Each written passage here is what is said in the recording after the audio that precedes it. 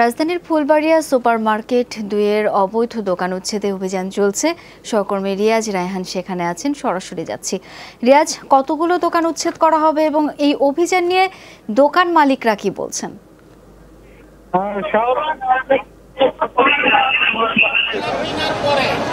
শাওন, অভিযান আরো কিছুক্ষণ পরপরই শুরু হওয়ার কথা, একটু পরে, কারণ ইতিমধ্যে নির্বাহী ম্যাজিস্ট্রেট দুজনের নেতৃত্বে শুরু হওয়ার কথা অভিযান।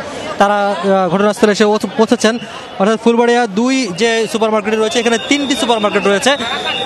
এখানে মোট যে মূল যে ভবনটি রয়েছে মার্কেটের, সেই ভবনের সামনে তারা বেশ কিছু অবৈধ দোকান দিয়েছিল। বলা হচ্ছে প্রায় ৯০১টি দোকান, অর্থাৎ ৯ শতাধিক দোকান এখানে রয়েছে, যেগুলো মূলত গাড়ি পার্কিংয়ের ব্যবস্থা ছিল, সেখানে পয় নিষ্কাশনের ব্যবস্থা, পাশাপাশি প্রার্থনার জায়গাগুলো রয়েছে, অর্থাৎ মসজিদ মন্দির থাকার কথা ছিল।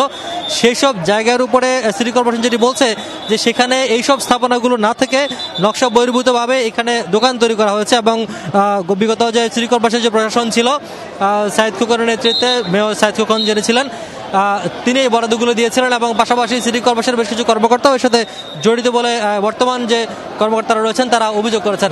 সেই ভিত্তিতে এই যে তদন্ত কমিটি হয়েছিল, সেই কমিটির রিপোর্টের পরিপ্রেক্ষিতে মূলত এই যে অবৈধ স্থাপনাগুলো রয়েছে সেই স্থাপনাগুলো ভাগের কাজ সিদ্ধান্তের প্রেক্ষিতে শুরু করতে যাচ্ছে। তবে সকাল থেকে আমরা যেটি দেখেছি যে যেখানে যারা দোকান বরাদ্দ নিয়েছেন বা বরাদ্দ পাওয়া যে দোকান মালিকরা রয়েছেন বা দোকানদার রয়েছেন, তারা সবাই রাস্তায় নেমে এসেছেন এবং তারা বলছেন যে তাদেরকে কোনো ধরনের আগে অগ্রিম নোটিশ বা কোনো ধরনের ক্ষতিপূরণ না দিয়ে ভাঙা হচ্ছে। তবে সিটি কর্পোরেশন বলছে যে তাদেরকে আসলে বারবার বলা হয়েছিল, বেশ কয়েকবার নোটিশ দেওয়ার পরেও তারা এগুলো সরিয়ে নেয়নি বা তারা সেখান থেকে সরে যায়নি।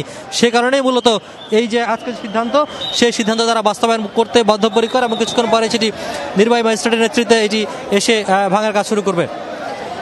আর একটি বিষয়, যাতে এই উচ্ছেদকে কেন্দ্র করে কোনো ধরনের অপ্রীতিকর ঘটনা ঘটতে না পারে, সেই জন্য পর্যাপ্ত সংখ্যক আইনশৃঙ্খলা বাহিনীর সদস্য মোতায়েন করা হয়েছে বলে জানিয়েছে সিটি কর্পোরেশনের কর্মকর্তারা।